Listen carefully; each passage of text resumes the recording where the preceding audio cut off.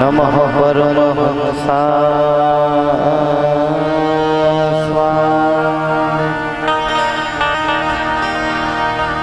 चरण कमल चिन्ह मकरंदा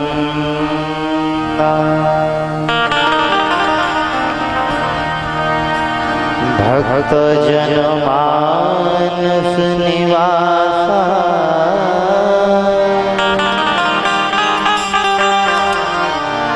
श्री रामचंद्र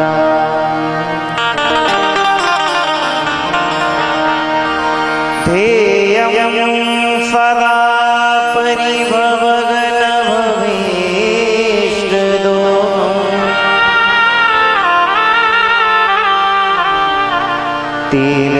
तीर्थास्पदं शिवविरञ्चिनुतं शरणं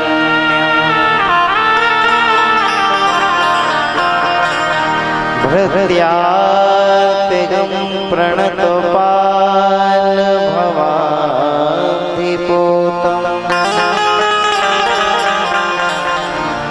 वन्दे महापुरुष ते चरणारविन्दं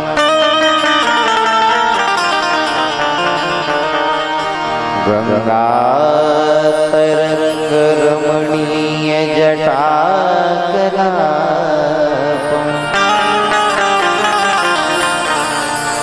गौरी निरंतर विभूषित वामभागं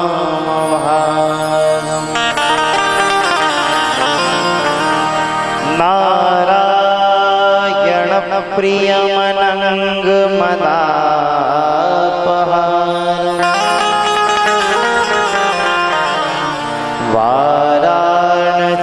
वाराणसीपुरपतिं भज विश्वनाथ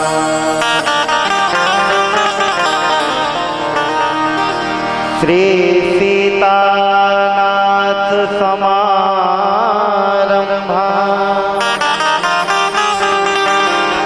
श्री रामानंदार्य मध्यमा अस्मदाचार्य पर्यन्ता वन्दे गुरु परंपरा अतुलित बलधाम हेमशैलाभदेवं धनुजवन कृशानं ज्ञानिनामाग्रगण्यं सकल गुण निधानं वानराणामधीशं रघुपति प्रिय भक्तं वात जातं नमामि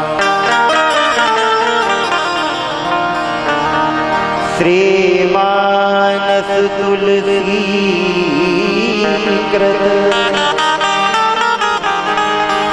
कथा करो अनुसार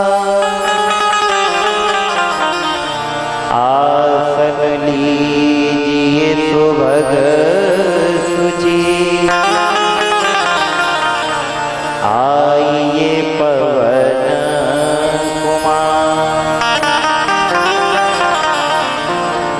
बोलो श्री वृंदावन बिहारी लाल की जय, श्री शंकर भगवान की जय, मैया पार्वती की जय, सब संतन की जय, सब भक्तन की जय, सब विप्रन की जय। जय श्री राधे जय जय श्री राधे जय जय श्री राधे जय जय सीताराम जय जय सीताराम जय जय श्री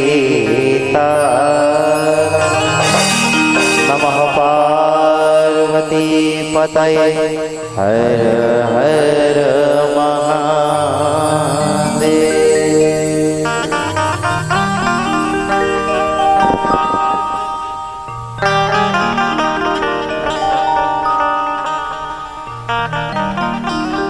परम मंगलमय परात्पर ब्रह्म अकारण करुणा वरुणालय असरण शरण दाता दीनबंधु दीनानाथ कर्तुम अकर्तुम अन्यथा कर्तुम सर्व समर्थ भक्त वांछा कल्पतरु तड़िंदित विविध पीतांबर धारी श्री बालकृष्ण लाल की वांगमयी प्रतिमूर्ति श्रीमद्भागवत प्रांगण में विराजमान भक्ति स्वरूपा माताएं बहनें सभी भक्तगण सभी के चरणों में व्यास से प्रणाम है। पूज्य पिताजी महाराज के चरणों में कोटि कोटि प्रणाम है। आज द्वितीय दिवस की कथा में प्रवेश करने से पहले 2 मिनट भगवत नाम संकीर्तन करें, फिर कथा में प्रवेश। सीताराम सीताराम सीताराम गाए जा, राम जी के चरणों में मन को लगाए जा।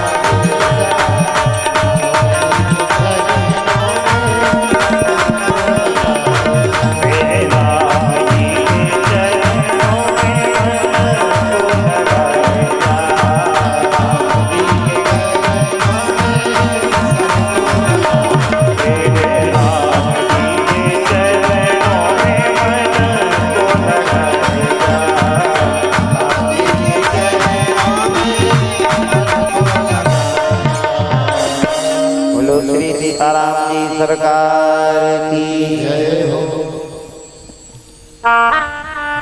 गद्गद संघ में हमने श्रवण किया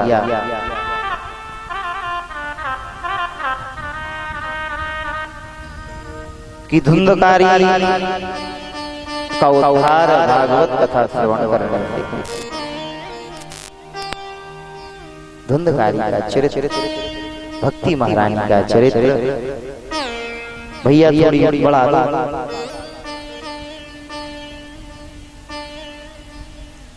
भक्ति महारानी का चरित्र हमने श्रवण किया।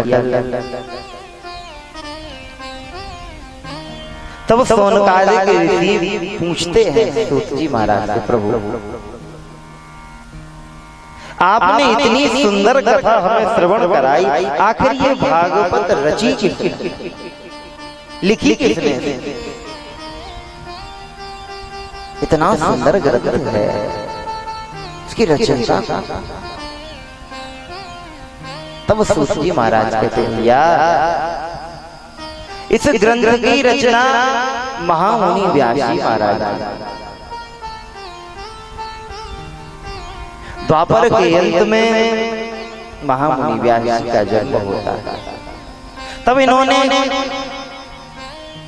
17 पुराणों की रचना, 4 वेद, 6 शास्त्र। लेकिन इनका मन अशांत रहता है, शांति प्राप्त नहीं होती। बैठे थे एक दिन आश्रम में, उसी समय नारद जी पधारे। नारद जी पहुंचे, नारद जी का पूजन किया, वंदन किया व्यास जी। तब नारद जी ने व्यास जी की ओर देखा, बाबा इतने उदास क्यों हैं आप? आपकी उदासी का कारण क्या है? तब व्यास जी ने कहा, महाराज मैंने अनेक ग्रंथों की रचना, लेकिन फिर भी अभी मेरे मन को शांति प्राप्त नहीं। बात क्या है बाबा? तब नारद जी कहते, भैया आपने अभी तक भगवान की महिमा लिखी, महिमा का वर्णन किया, लेकिन अभी तक आपने उनके स्वभाव की चर्चा नहीं की, कोई उनके स्वभाव का ग्रंथ नहीं किया। तो बोले क्या किया जाए? तब इधर नारद जी महाराज ने 4 श्लोकी भागवत जो है और व्यास जी महाराज को प्रदान किया।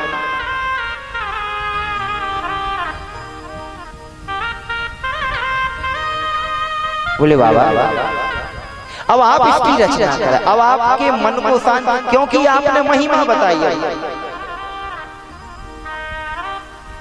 लेकिन अब इसमें स्वभाव की चर्चा कि हमारे प्रभु का स्वभाव कैसा? बिन सेवा जो द्रवही, बिना ही सेवा के पीछे जा राम सरित को कौन हो सकता है? ऐसा जिनका स्वभाव, उस राक्षसी पर कृपा,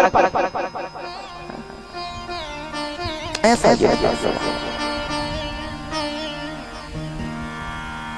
तब नारद जी कहते, बाबा आप उनकी स्वभाव की चर्चा करें। अरे हमें आप देख रहे हैं ना,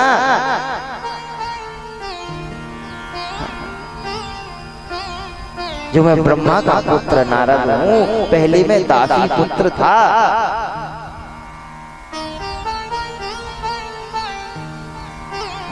दासी पुत्र था। एक बार मेरे घर संत पधारे, चौमासा हुआ संतों का गांव में।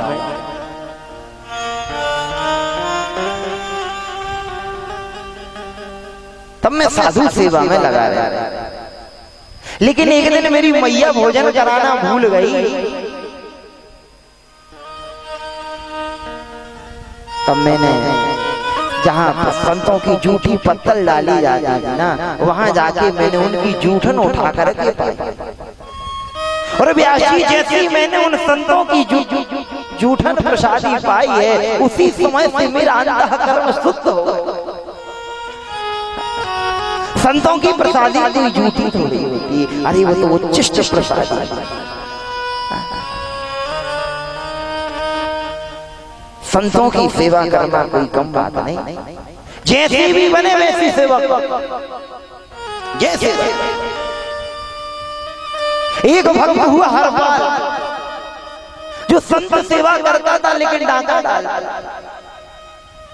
चोरी करता था,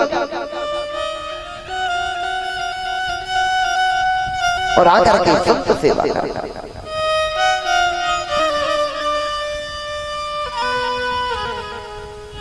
एक दिन अब हरपाल को कोई ग्राहक नहीं मिला, तब खड़ा है साधु संत घर पे पहुंच रहे, हरपाल भक्त खड़ा कि प्रभु कोई तो आ जाए जिससे साधुओं के भोजन की व्यवस्था हो जाए। खड़ा है, डंडा टिकाए है, अपनी ठोड़ी को उस डंडे पर रखे,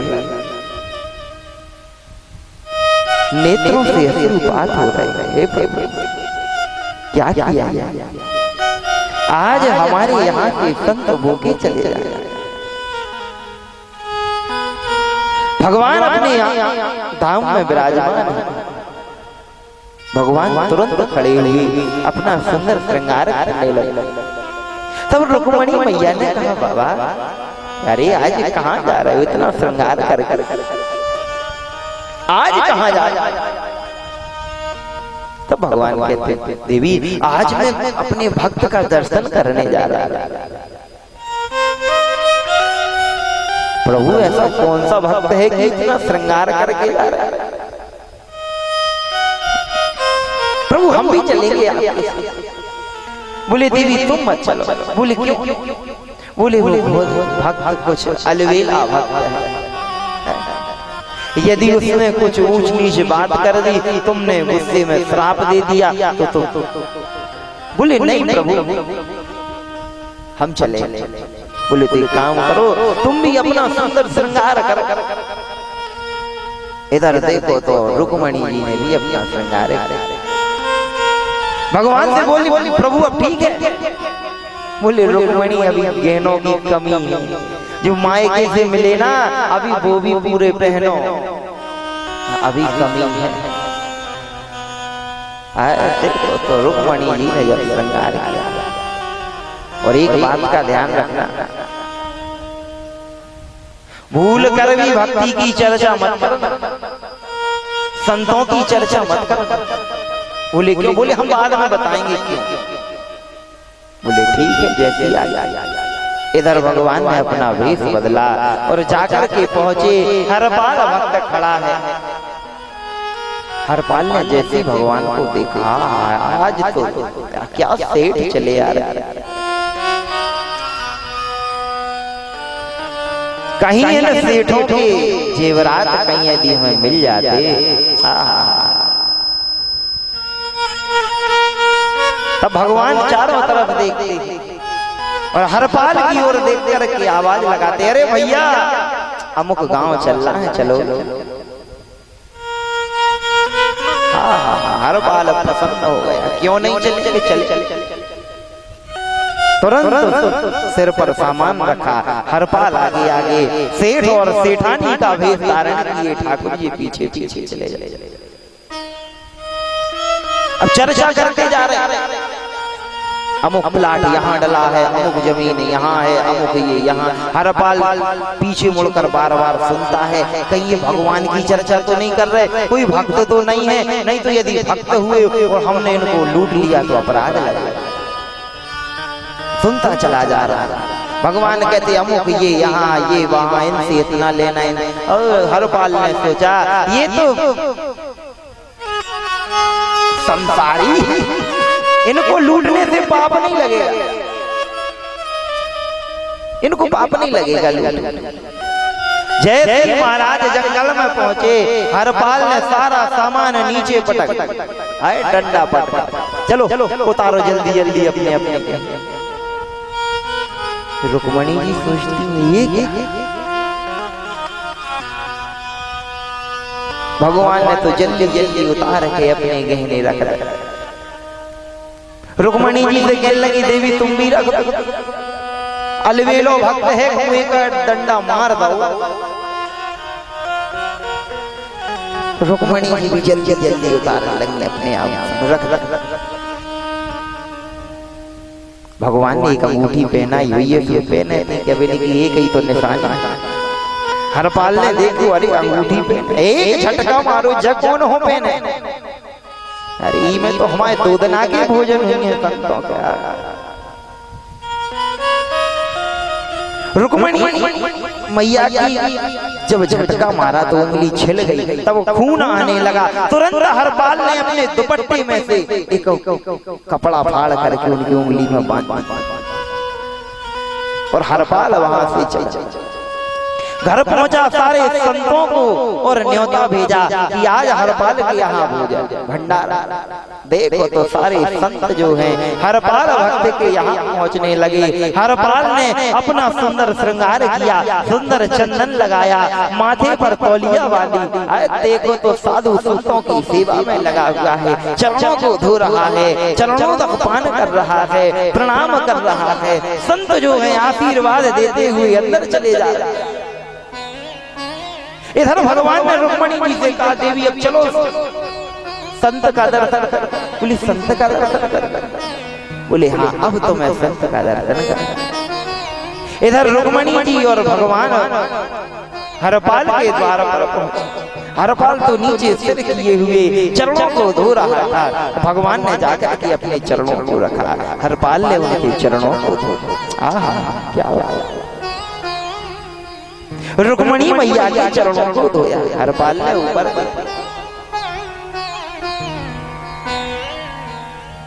तब रुक्मणी जी के हाथ में एक कपड़ा।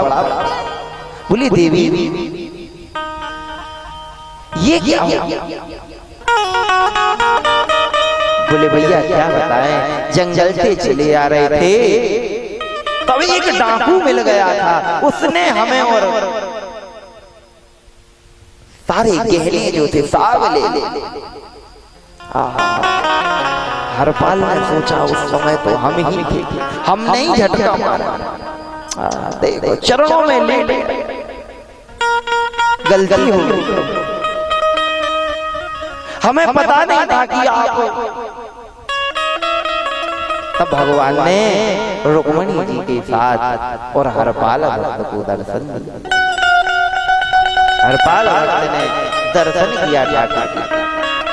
कहने का तात्पर्य कि साधु सेवा सत्य सेवा कैसी भी करो, लेकिन करना चाहिए। मन होवे चाहे बिल्कुल न होवे, लेकिन करो। असर तो कर, गोली खावे को मन कौन हो, लेकिन खा ले तो बुखार तो उतर जाता।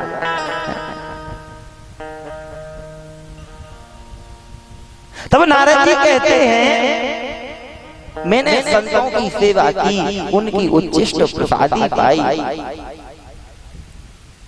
तब मैंने उन संतों से कहा, बाबा हम भी आपके साथ में चलना चाहते हैं। तब उन संतों ने कहा, भैया अभी तुम तो मैया की सेवा करो, बूढ़ी माँ है, उनकी सेवा करो। हम तुम्हें एक मंत्र दे रहे हैं, उस मंत्र का तुम जाप करना, तुम्हें ठाकुर जी का दर्शन होगा। इधर संतों ने नारद जी को सुंदर मंत्र दिया, ओम नमो भगवते वासुदेवाय। इसी मंत्र का बेटा तुम जाप करना, तुम्हें ठाकुर की अवश्य प्राप्त होगा।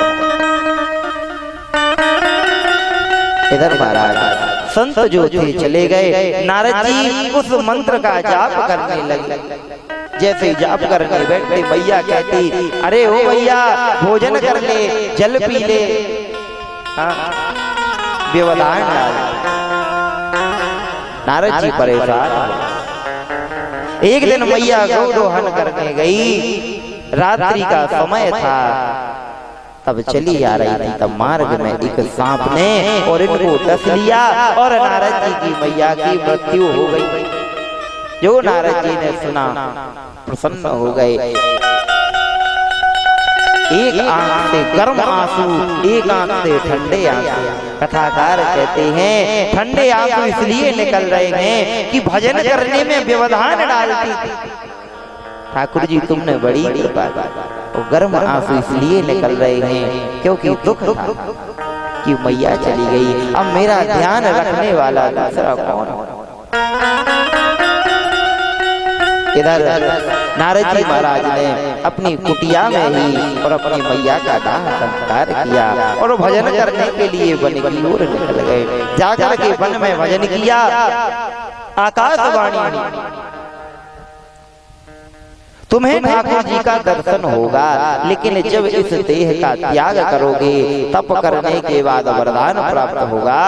फिर जब तुम इस देह को त्यागोगे तब तुम ब्रह्मा के मानस पुत्र नारद के नाम से और विख्यात होगे। इधर महाराज नारद जी ने खूब तप किया।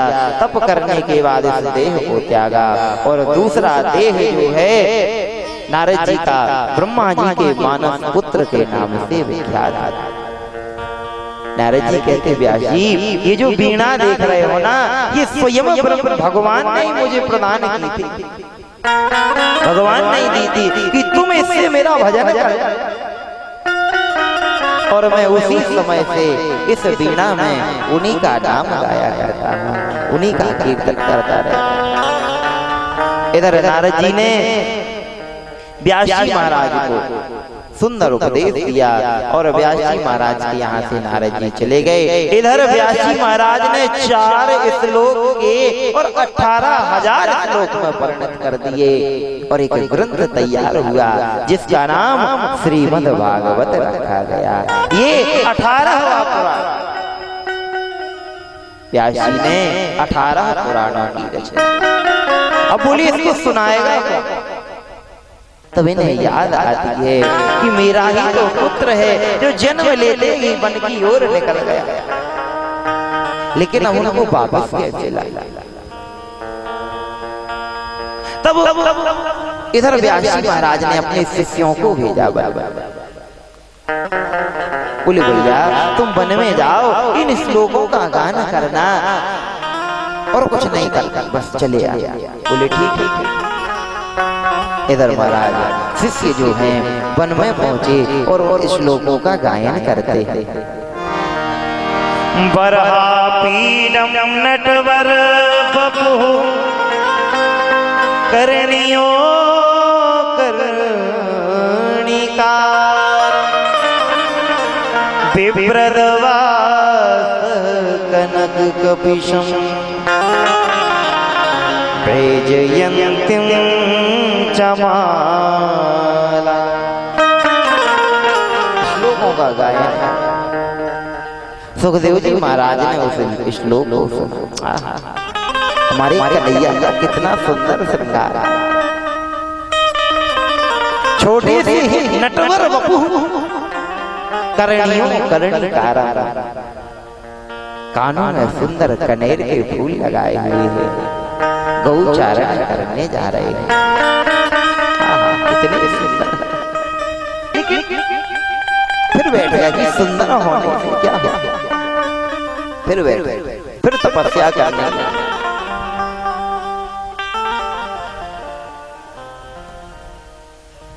फिर तपस्या करने लगे। शिष्य जो थे व्यास जी महाराज के पास पहुंचे। व्यास जी महाराज ने कहा भैया कोई आया था? बोले कोई नहीं। बोले एक काम करो, अब दूसरा श्लोक सीख करके जाओ। इधर दूसरा श्लोक सिखाया। शिष्य जो थे पहुंचे और गायन करते। कस्तूरी तिलकम ललाट पटले वक्षस्थले कौस्तुभम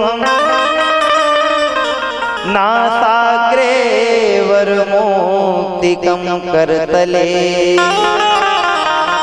वेणुकरे कंकणम। सर्वांगे हरिचंदनं सुललितं कंठे च मुक्तावली गोपस्त्री परिवेष्टतो विजयते गोपाल चूड़ामणि कस्तूरी तिलकम ललाट। जब इस श्रृंगार का भाव सुखदेव स्वामी ने सुना, तुरंत खड़े हुए चलने के लिए। फिर मन में सोचते, अरे सुंदर है तो क्या हुआ, इनका स्वभाव कैसा है, यदि हम गए और इन्होंने कहीं अपनाया है तो कैसा स्वभाव। फिर बैठ गए तपस्या करते। व्यासी महाराज ने तीसरी बार भेजा, जाओ शिष्य जो हैं जाकर के पुनः उस श्लोक का गायन करते हैं। अहो बगीयम स्तनकालकूटम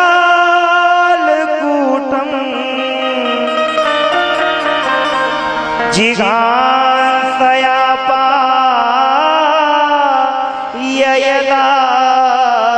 पाययदाप्यसाध्वी लेवेंगतिं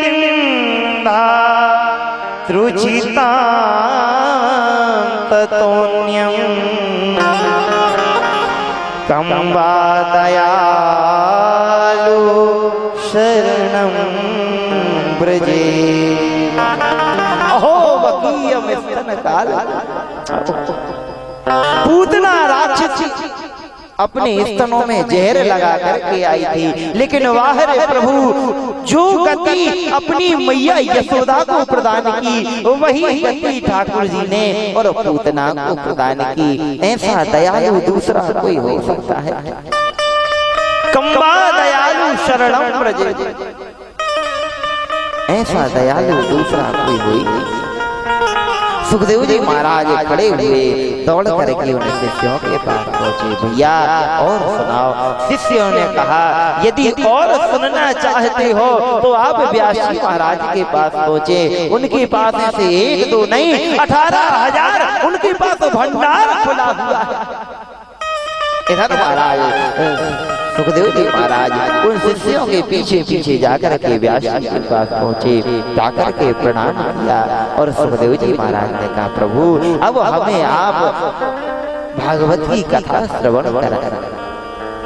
तब व्यास जी ने सोचा, अरे हम इनको यदि सुना देंगे, इनको यदि सिखा देंगे तो लोग कहेंगे अपने पुत्र को ही तो दी। इनकी परीक्षा के लिए जनक जी महाराज के पास भेजा। जनक जी महाराज ने वहां से कहा, ठीक है, आपका पुत्र भागवत सुनने का अधिकारी है। इधर व्यास जी महाराज ने और सुखदेव जी महाराज को और भागवत की कथा प्रदान की, और वही कथा सुखदेव जी महाराज ने राजा परीक्षित को सुनाई। वही सौनकादिक ऋषि कहते, प्रभु राजा परीक्षित तो राजा है, उनको ऐसी क्या आवश्यकता आन पड़ी कि उनने सारा राज्य पाठ छोड़ करके और भागवत की कथा श्रवण। ऐसा क्या कारण था बाबा? तब सूत जी महाराज कहते, प्रभु परीक्षित जी जो हैं राजा है, इनको श्राप लगा। बोले इनको श्राप कैसे लगा? तब सूत जी महाराज और कथा के माध्यम से महाभारत की ओर ले चले।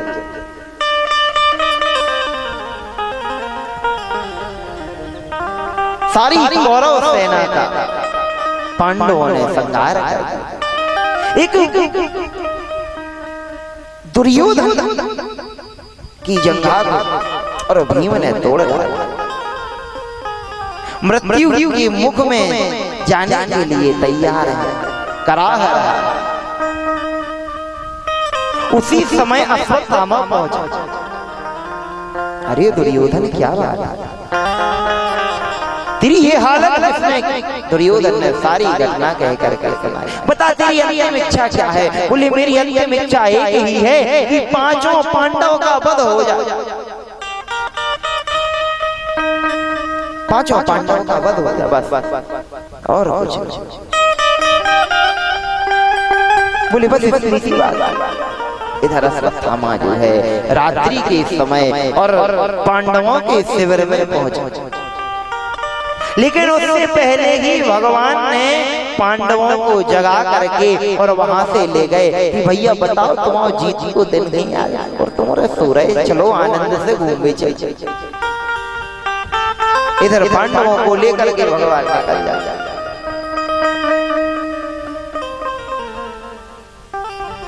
और पांडव के जो पुत्र हैं वही शिविर में लेटे हैं। अश्वत्थामा पहुंचा, इसने सोचा कि यही पांडव हैं, क्योंकि 5 पुत्र लेटे थे। रात्रि में समझ में नहीं आया। इधर अश्वत्थामा ने 5 पुत्रों के मस्तक धड़ से अलग कर दिए और जाकर के दुर्योधन के पास 5 सिर रख दिए। बोले देख मित्र, तेरा मैंने काम कर दिया। प्रसन्न हो गया दुर्योधन। बोले मुझे भीम का सिर ला करके दो, और जैसे भीम के पुत्र का सिर दिया और जो उसने दबाया दुखी हो गया। अरे अश्वत्थामा तूने ये क्या कर दिया? ये पांडव नहीं है, ये तो पांडवों के पुत्र हैं। तूने तो मेरा वंश ही नष्ट कर दिया। इतना दुख हुआ, इतना दुख हुआ कि उसके प्राण जो थे निकल गए। उसको वरदान था कि प्रसन्नता और दुख जब तुझे एक साथ होगा तो तेरी मृत्यु हो जाएगी। इधर प्रसन्नता किस बात की कि पांडवों का वध हो गया, और दुख किस बात का कि तूने मेरा वंश ही नष्ट कर दिया। इधर दुर्योधन के प्राण। प्रातः काल हुआ, द्रौपदी जैसे ही अपने कक्ष में पहुंची, देखा कि खून की धार लगी हुई। बहुत जोर से चिल्लाई, जैसे ही चिल्लाई 5 पांडव पहुंचे, भगवान पहुंच गए। क्या बात है, जो देखा 5 पांडव पुत्र जो हैं लेटे हुए हैं, लेकिन सिर कहीं नहीं। अर्जुन समझ गया कि ये तो अश्वत्थामा का कार्य है। तुरंत रथ पर बैठ करके ठाकुर जी रथ को हाँक रहे हैं। अर्जुन रथ पर सवार है, चला जा रहा है। अश्वत्थामा आगे आगे दौड़ रहा है, पीछे से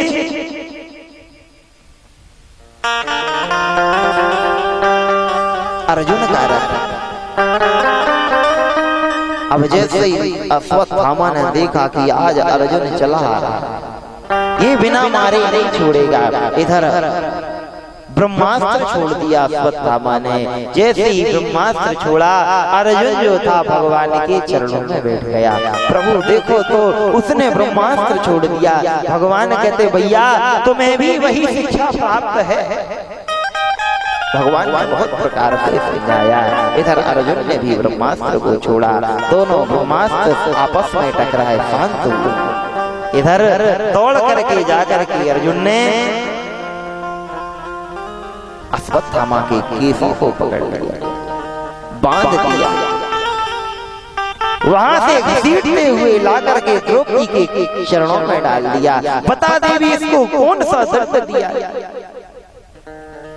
कौन सा दर्द दिया जाए? द्रौपदी ने जैसे ही अश्वत्थामा को देखा, उसके बंधनों को खोलने लगी। अरे तू ये क्या कर रही है?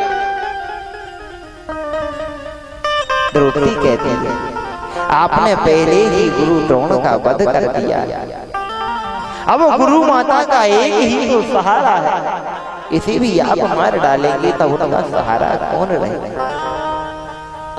छोड़ छोड़ छोड़। अर्जुन कहता मैंने प्रतिज्ञा की है। भीम कहता अर्जुन यदि तुम छोड़ दोगे तो मैं मारूंगा। युधिष्ठिर कहते जो नीति का है वो करना चाहिए। तब अंत में भगवान की ओर निहारा अर्जुन ने, आप बताएं प्रभु क्या करना चाहिए? तब भगवान कहते हैं ब्रह्मो बंधुर न हन्तव्य आतताई बधारहण। भैया ब्राह्मण का वध नहीं करना चाहिए और आताताई को छोड़ना नहीं चाहिए।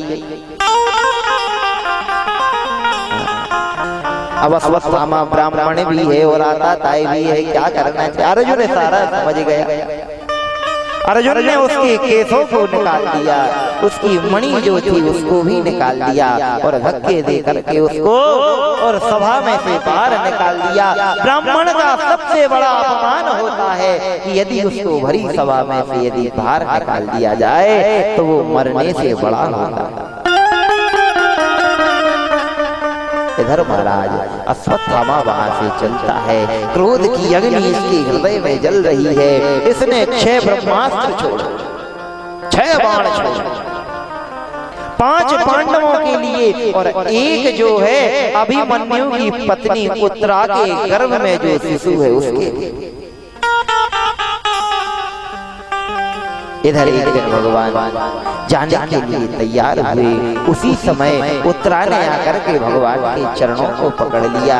भगवान कहते अरे बेटा क्या बात है? बोले प्रभु ऐसा लग रहा है कोई जलती हुई चीज मेरे उदर में प्रवेश कर रही है, ऐसा लग रहा है कि मेरा उदर जल जाए। भगवान समझ गए कि अश्वत्थामा का कार्य है। तुरंत भगवान ने अंगुष्ठ रूप बना करके और उत्तरा के गर्भ में प्रवेश किया और भगवान ने अपने मुदगर को इस तरह से घुमाया कि सूत जी महाराज कहते हैं आज समझ में नहीं आ रहा है कि भगवान अपना मुदगर घुमा रहे हैं या सुदर्शन चक्र चला रहे हैं। बाहर खड़े हैं भगवान, पूछते हैं बेटा अब कोई तकलीफ तो नहीं? और अंदर प्रवेश की उत्तरा कहती प्रभु अब कोई तकलीफ नहीं। इधर उत्तरा के गर्भ की रक्षा ठाकुर जी ने जाकर के की और जो पांडवों की ओर बाण चले आ रहे थे उन बाणों को भी ठाकुर जी ने समाप्त किया। इधर एक दिन भगवान पुनः जाने के लिए तैयार रथ खड़ा हुआ है, एक पैर रथ पर रखे हुए हैं, हाथ में चाबुक पकड़े हुए हैं, अलकें बिखरी हुई हैं, मस्तक पर सुंदर सुंदर पसीने की बूंदें छिटक रही हैं। ठाकुर जी खड़े हैं। उसी समय कुंती बुआ जो है आकर के ठाकुर जी के सामने खड़ी। भैया आज जा रहे हो हमें छोड़ करके? बुआ इतनी दुखी? बोले बुआ आज तुम सुनो, हम बोले क्योंकि हम जितनी बार भी तुम्हारी भगवत्ता को समझ करके तुम्हारे पास आती तुम बहरा फुसला करके हमें भगा देते, लेकिन आज हम जाने वाले नहीं हैं। आज तुम सुनो और हम कहें बता क्या बात? बोले मैं कुछ मांगू दोगे? बोले क्या मांगना चाहते हो? क्या चाहिए बताओ?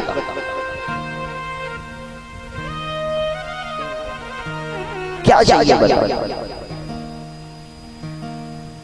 बोले जो हम मांगेंगे दोगे? बोले हाँ आप मांग कर तो देखो, जो मांगोगे हम देंगे, जो मांगोगे। नहीं तो लोग कहेंगे कि जगत को देने वाला सबको देता है लेकिन अपनी बुआ को कुछ दिए ही नहीं। मांग बुआ तुझे क्या? तब कुंती बुआ कहती है तुमसे मेरा बस इतना कहना, तुमसे मेरा बस इतना कहना, ओ बंसी वारे बंसी वारे बंसी वारे दुख देते रहना, बंसी वारे दुख देते, तुमसे मेरा बस इतना कहना,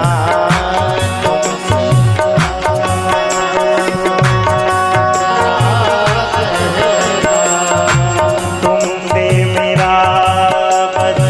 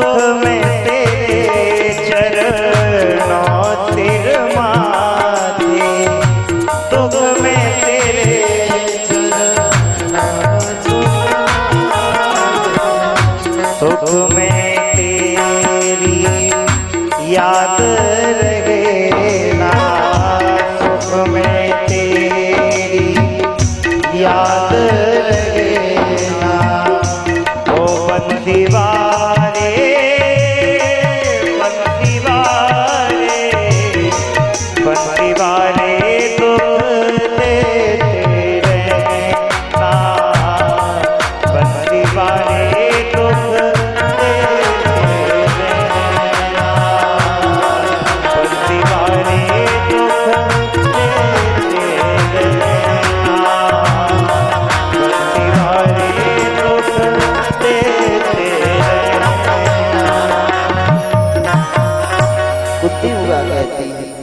हे प्रभु, आप हमें एक ही वरदान दें, एक ही वरदान दें आप, क्योंकि जब दुख हमारे पास होता है तब हमें आपकी याद बनी रहती है।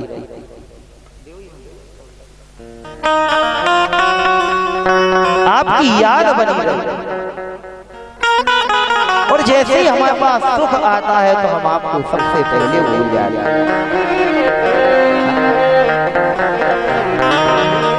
अरे वह सुख हमारे क्या काम का जिसमें हम आपको भूल जाए, किस काम का वह सुख के माथे सिल परे जो हरि नाम भुलाए, बलहारी व दुख की जो पल पल नाम रटा,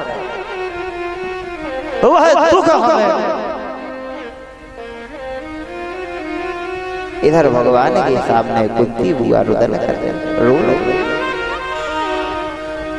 भगवान ने अपने हाथ से कुंती बुआ के आंसुओं को पहुंचा। अब जब तुम कहोगी तब हम यहाँ से जाएंगे। कुंती बुआ को लेकर के भगवान जो है अपने कक्ष में पहुंचे। प्रातः काल भगवान ध्यान लगाए बैठे, ध्यान लगाए। युधिष्ठिर जी ने देखा, अरे जगत जिसका ध्यान करता है आज ये किसका ध्यान कर रहे हैं? प्रभु आज आप किसका ध्यान कर रहे हैं? आप तो सबका ध्यान करते, आपका ध्यान सब करते, लेकिन आप किसका ध्यान करते हैं? भगवान कहते भैया हमारा ध्यान सब करते हैं, लेकिन हम अपने भक्तों का ध्यान करते हैं। बोले आज किस भक्त का ध्यान किया जा रहा है? बोले आज भीष्म पितामह का ध्यान किया जा रहा है, जो बाणों की सैया पर लेटे हुए हैं, भगवान की याद में लगे, याद कर।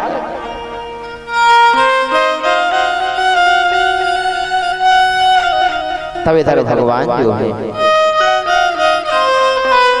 पांचों पांडवों को लेकर और पितामह का दर्शन करने के लिए पहुंचे। जाकर के सारे पांडवों ने पितामह को प्रणाम किया। पितामह ने चारों तरफ देखा, रे कन्हैया नहीं आया। पीछे से ठाकुर बाबा हम भी आया।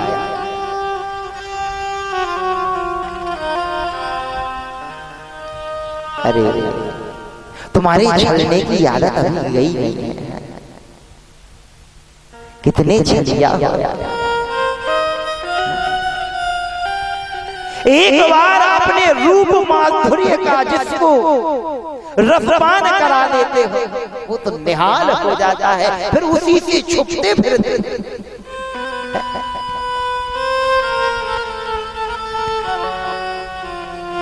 पितामह के सामने ठाकुर जी एक एक लीला का पितामह ध्यान कर। पितामह कहते प्रभु आपसे एक ही प्रार्थना, एक ही प्रार्थना है कि जब मैं अपने प्राणों को त्यागूं तब आप हमारे सामने रहे, आप सामने रहे।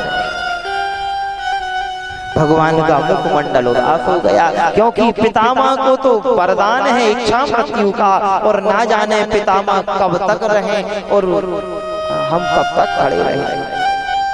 पितामह कहते कन्हैया ऐसा दर्द नहीं कर, और चिंता मत करो, हम ज्यादा देर परेशान नहीं करेंगे।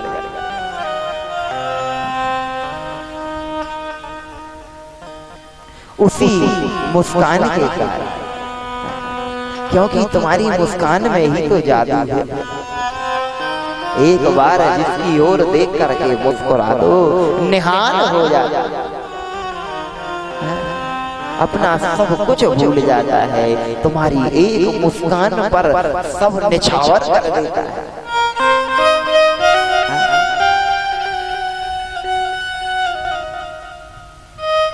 एक झलक तुम्हारी मुझको दिख जाए,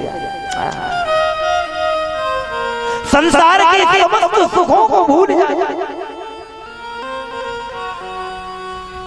सब भूल जाता है।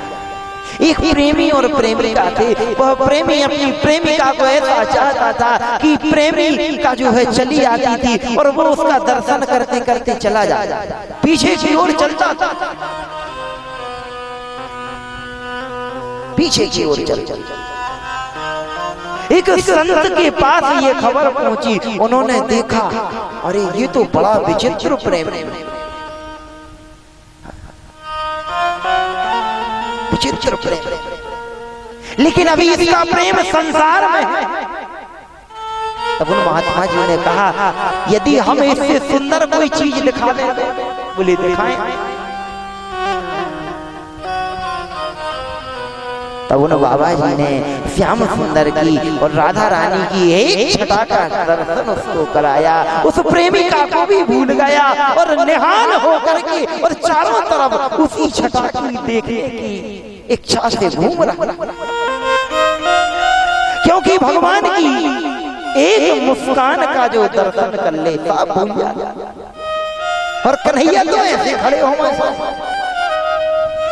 अरे उसी मुस्कान के साथ हम ज्यादा देर परेशान नहीं करेंगे। इधर भगवान पितामह के सामने खड़े हुए हैं और पितामह ने ठाकुर जी का दर्शन करते करते उत्तरायण का समय हुआ, उत्तरायण आया। इधर पितामह ने अपने देह का त्याग किया, पितामह के शरीर में से आत्मक ज्योति निकली और ठाकुर जी के श्री अंग में विलीन हो गई। बोलो भक्त वत्सल भगवान की जय। इधर पितामह का सुंदर चरित्र श्रवण कराया। आगे भगवान जो है और द्वारिका पहुंचे। इधर जो उत्तरा के गर्भ में शिशु था उसका जन्म हुआ। अब भगवान पुनः पधारे, बधाव लेके पहुंचे।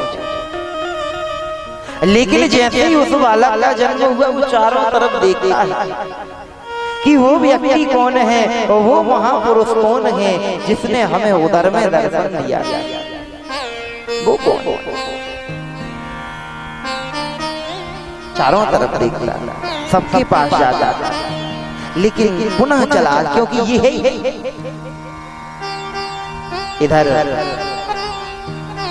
भगवान पहुंचे और जैसे ही भगवान की गोद में परीक्षित को दिया, खिलखिला कर हंस पड़े। अरे यही वो है जिसने उदर में हमें दर्शन दिया। खिलखिला पड़ा। ब्राह्मणों ने नामकरण संस्कार किया, इनका नाम परीक्षित रखा गया, विष्णु राज रखा गया। अब ये कुछ बड़े हुए तो राज्य गद्दी प्राप्त हुई, राजा बने परीक्षित। पांचों पांडव सब स्वर्गारोहण के लिए चल दिए। इधर अब जब परीक्षित राजा बने तब राजा का कर्तव्य होता है कि हमारी प्रजा में सब सुखी हैं कि नहीं, सब सुखी हैं देखने के लिए निरीक्षण, सब प्रसन्न है, आनंद से अब एक दिन इन्होंने सोचा कि हमें राजकोष भी देखना चाहिए कि आखिर हमारे राजकोष में है क्या क्या। जाकर के राजकोष में देखा, एक स्वर्ण का सुंदर मुकुट रखा हुआ था। इनको पसंद आया, इन्होंने पहन लिया और पहन करके शिकार खेलने के लिए शिकार करते करते करते करते ये क्या देखते हैं कि एक काला पुरुष जो है उसने बैल के 3 पैर काट दिए। चौथे पैर पर जैसे ही प्रहार करने लगा तब परीक्षित जी ने रोक दिया, सावधान, कौन हो? तब उस पुरुष ने कहा, मेरा नाम कलियुग है, अब हमारा युग आने वाला है। बोले हमारे राज्य में तुम नहीं रह सकते। बोले महाराज अब हमारा युग आने वाला है। बोले नहीं, हमारे राज्य में नहीं रह सकते। बोले तो प्रभु कुछ स्थान दे दो हमें। बोले ठीक, जहाँ जुआ खेलता हो, मदिरा भक्षण होता हो, वैश्या वृत्ति होती हो, वहां जाकर के तुम रहो। बोले प्रभु एकादश साजो तो स्थान भी दे दो। बोले जाओ तुम स्वर्ण में भी निवास करना, लेकिन ध्यान रखना कौन से स्वर्ण में निवास करता है? सोने में, जो पाप के द्वारा कमाया हुआ स्वर्ण है उसमें तुम निवास करना। बोले ठीक है। जैसे परीक्षित वहां से चलने लगे तुरंत कलियुग जो है और जो परीक्षित मुकुट पहने हुए थे ना उस पर जाकर के बैठ गए, क्योंकि वो मुकुट जरंद का था और पाप की कमाई से छीना हुआ था, दूसरे राजाओं से छीना। कलियुग जाकर के बैठ गया। इधर परीक्षित शिकार खेलने के लिए पहुंचे, आगे प्यास लगी, तब इन्हें एक आश्रम दिखाई दिया। उस आश्रम में समीक ऋषि जो है तपस्या कर रहे हैं। तब परीक्षित ने जाकर के कहा, बाबा प्यास लगी है, लेकिन समीक ऋषि तो तपस्या में लीन है। अब इनको क्या पता कि कौन है।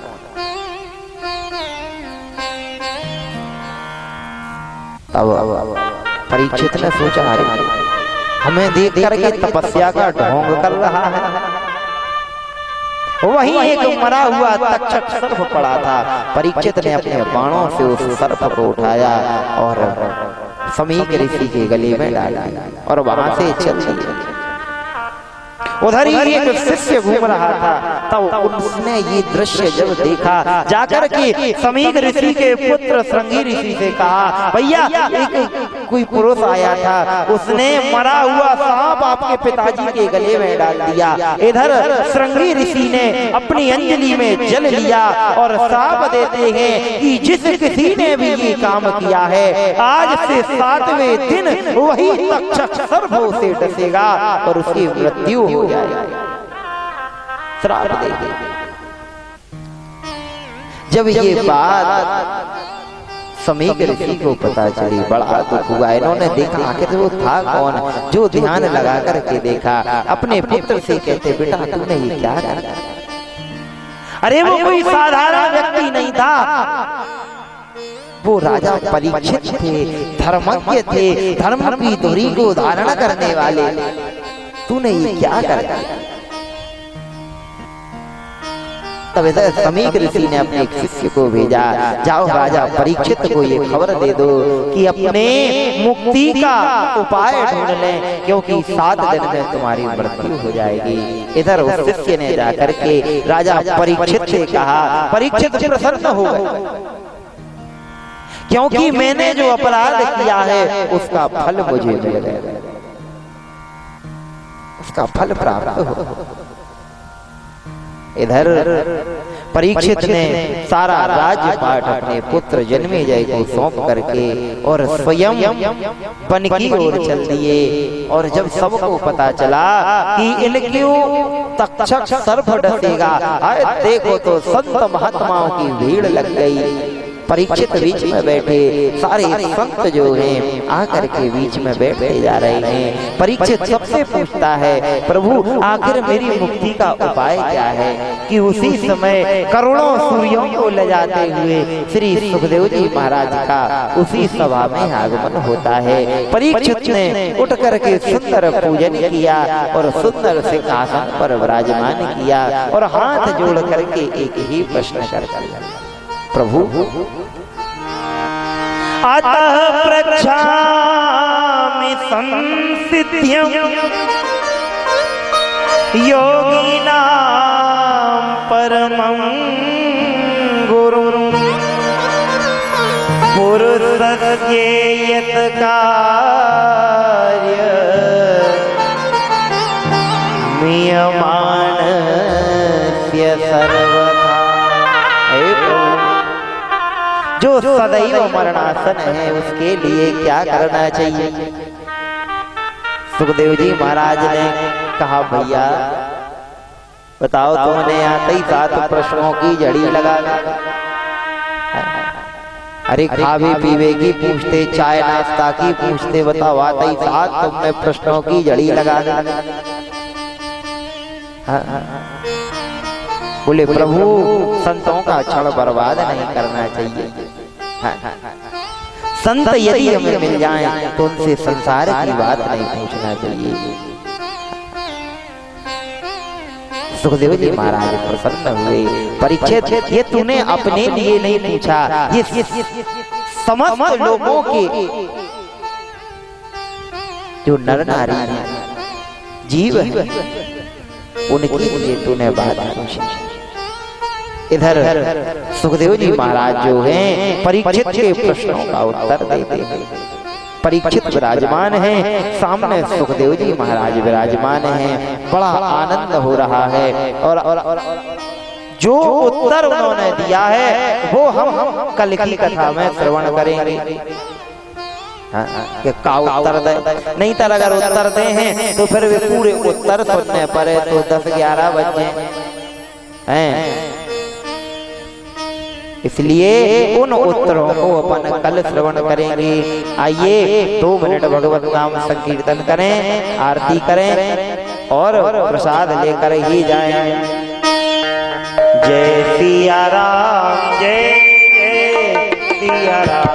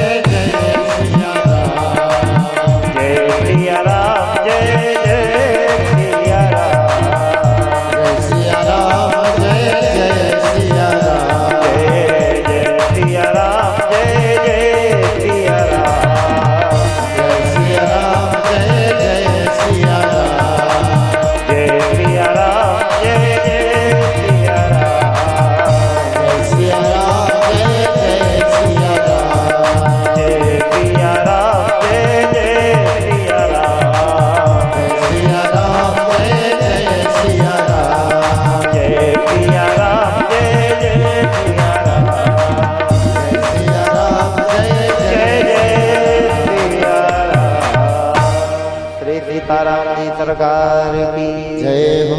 चंद्रमा मनशो जातो सूर्यो अजायत श्रोत्राद्वायुष्यो प्रांश्य मुखादग्निरजायत। श्री भागवत भगवान की है आरती, पापियों को पाप से है तारती।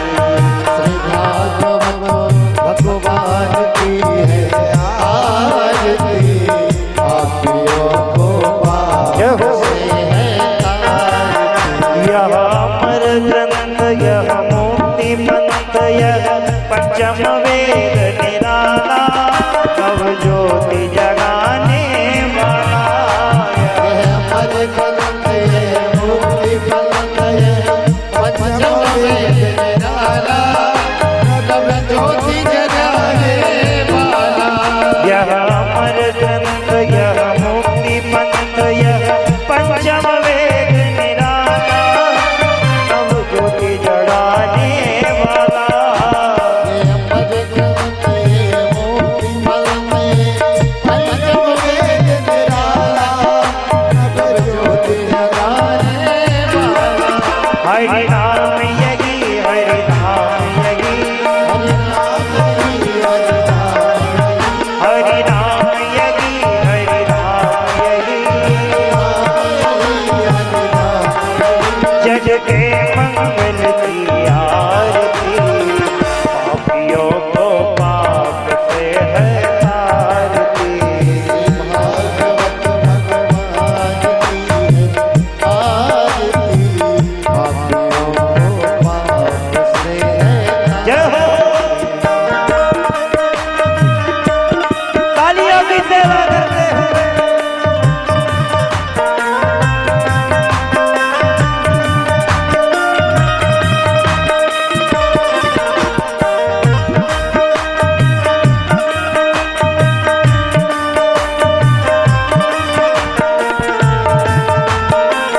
बांके बिहारी लाल की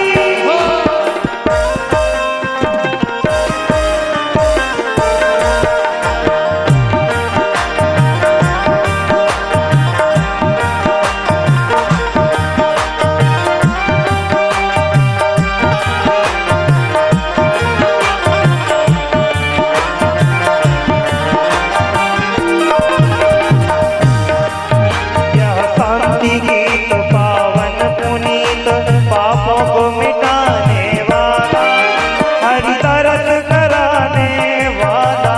यह शांति पावन पुनि पापों को मिटाने वाला, हरि दर्श कराने वाला।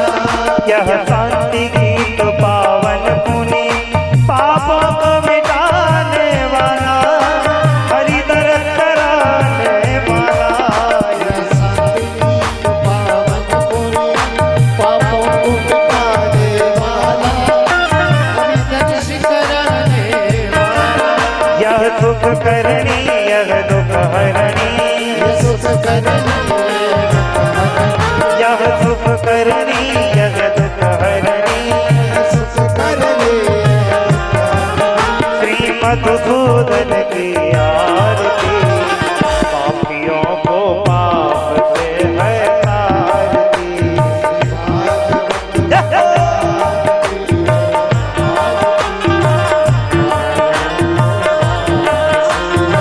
हीरा रे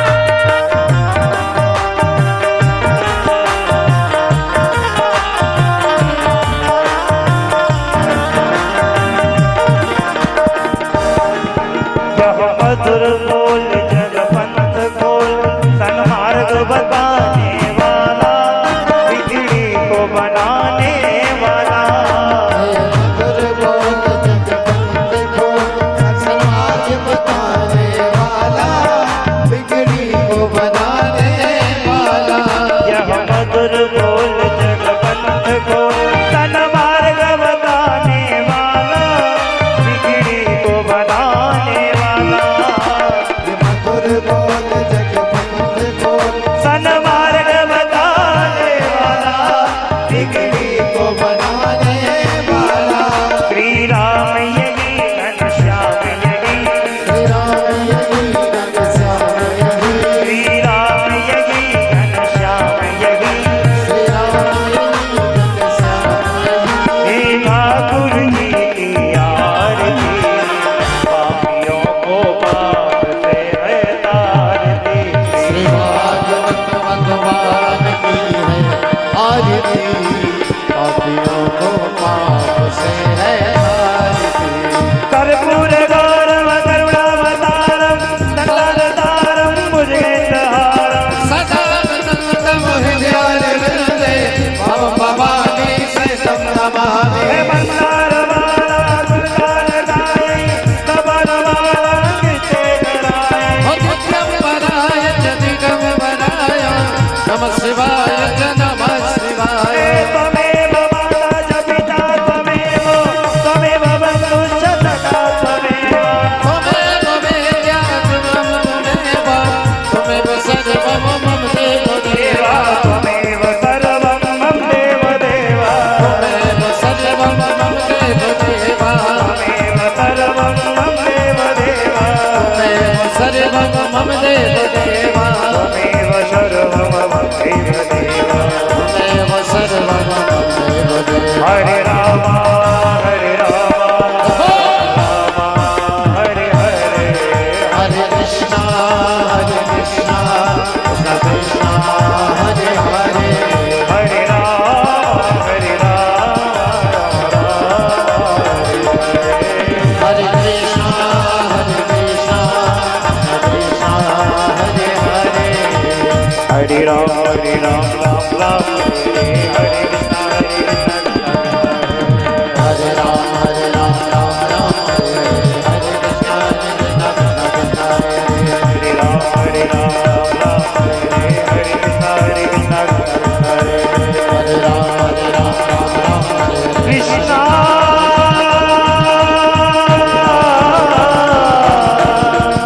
कृष्ण